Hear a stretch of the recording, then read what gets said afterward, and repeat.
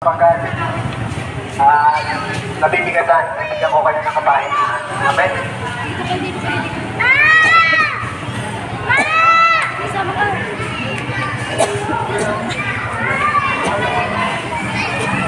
So yun, bilang po isang first high school pipahagi sa inyo, sabi po yun, alam ko po na hindi madali, na mahirap po yung nangyari po sa akin, na nawala po tayo ng bahay.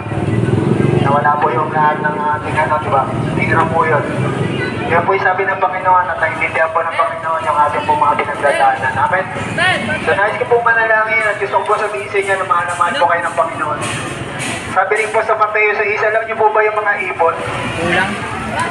Sabi po yung mga ibon, kumakain sila ng hindi nagtatrabaho.